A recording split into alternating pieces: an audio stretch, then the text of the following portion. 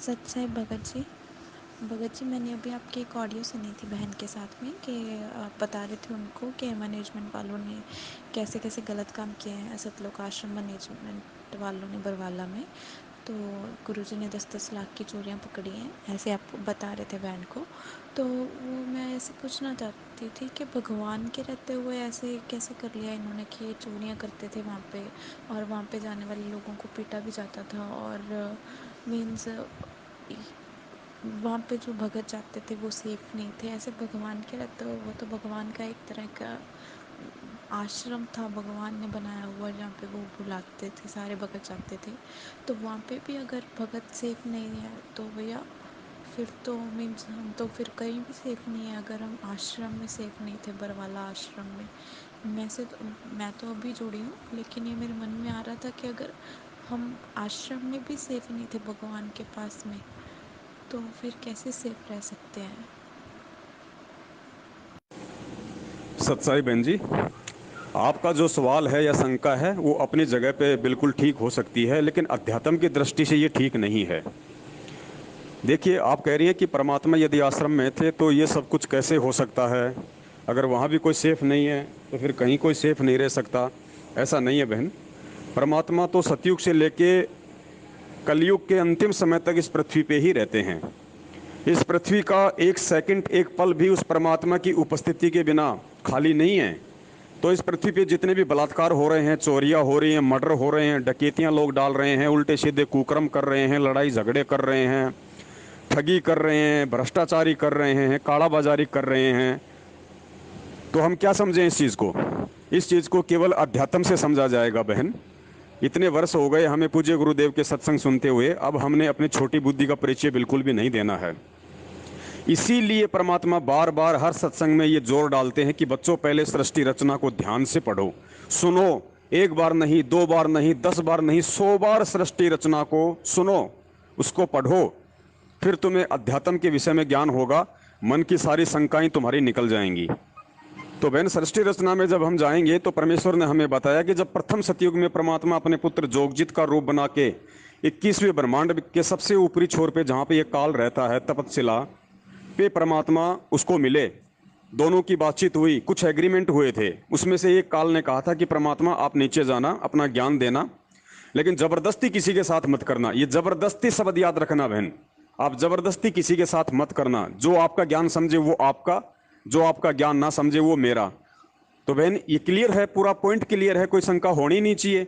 और जब वो परमेश्वर यहाँ पे आएगा तो बहन, वो परमेश्वर एक आम व्यक्ति की भूमिका करते हुए यहाँ आता है। वो परमेश्वर एक आम व्यक्ति की भूमिका करते हुए, अपने आप को छुपाते हुए यहाँ आता है बहन। और वर्तमान में अगर परमात्मा ने अपनी समर्थता ही दिखानी थी अगर उसी तरीके से, तो फिर ये ज्ञान की आवश्यकता क्या थी। आपको पिछली पीढ़ी में जन्म देने की जरूरत क्या थी। आपको पढ़ाई लिखाई करवाने की जरूरत क्या थी। आपको मानव शरीर देके ये विशेष बुद्धि, जो आप सोच सकते हैं, आप जिस समझ सकते हैं, फिर ये क्या जरूरत थी। हमें भी परमात्मा पशु की तरह बना देता अगर बुद्धि से काम नहीं लेना होता। अगर हमें परमेश्वर के वचनों के संकेतों को नहीं समझना होता इस अध्यात्म में, तो परमात्मा 84 लाख की तरह हमारे को भी ऐसा मोटा सिर दे देते, मोटी बुद्धि दे देते। तो ये सारी चीजें हमने आज उनके सत्संगों को आधार बना के, उनके सृष्टि रचना को आधार बना के समझनी है। परमात्मा तो सदा यहाँ रहता है। परमात्मा तो सतलोक में भी था। अगर आपको लगता है कि यहाँ सदा नहीं रहता, तो सतलोक में तो परमात्मा सदा है। फिर काल को ये इच्छा कहां से होगी कि मैं तप करूं।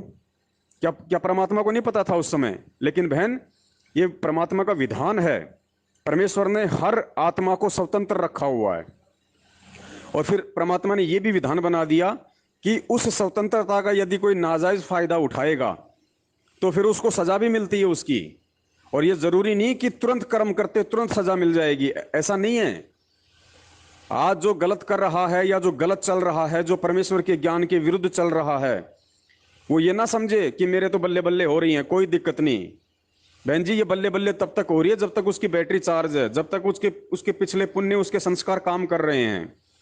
आज भी सतलोक आश्रम मैनेजमेंट हरियाणा के पीछे लगे हुए बहुत सारे भगत यही सोच रहे हैं कि भाई ये जो पवन कह रहा है, ऐसा तो कुछ भी नहीं है। हम तो मैनेजमेंट के साथ में हैं और हम तो सारे काम कर रहे हैं जैसा ये लोग हमें आदेश देते हैं, फिर भी हमारे तो कोई नुकसान नहीं, कोई दिक्कत नहीं। हमारी तो बीमारियां भी ठीक हो रही है, हमारे घर में बरकत है, कोई दिक्कत नहीं। अरे तो भाई, आप उन लोगों को भी देखिए जो लोग उसी मैनेजमेंट के आदेशों पे चल रहे हैं और उनके घर में अकाल मौतें हो रही हैं, दुर्गतियां हो रही हैं, कहर टूट रहे हैं। अंतर को समझिए ज्ञान आधार से।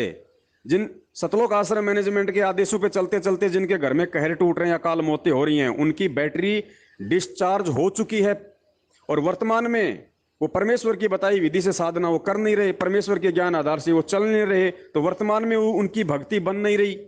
और जो पिछली भक्ति थी थोड़ी बहुत, जो बैटरी चार्ज थी, वो उनकी डिस हो चुकी है।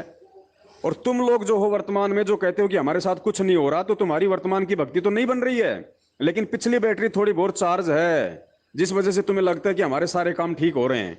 लेकिन जब वो डिस्चार्ज हो जाएगी ना, तब सिवाय रोने के कुछ हाथ नहीं आएगा।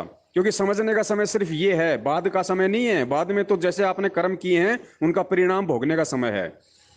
तो बहन, ये छोटी छोटी बातें हैं। इन बातों के लिए अब आप जियों को स्वयं अपनी बुद्धि से विचार करना पड़ेगा, इस परमेश्वर के ज्ञान मार्ग को समझना पड़ेगा। कल को आपके मन में ये भी शंका हो सकती है फिर तो, कि परमात्मा समर्थ है, परमात्मा सब कुछ है, फिर जेल में क्यों बैठा है परमात्मा, फिर काहे का परमात्मा हुआ। तो बहन, ये बातें हैं ना, ये कॉमन सेंस की बातें हैं। इन बातों को तो हमने बहुत पहले समझ लेना चाहिए था, लेकिन हम आज तक नहीं समझ पा रहे। अब इससे ज्यादा दास क्या कहे बहन। सत साहेब, जय हो बंदी छोड़ की।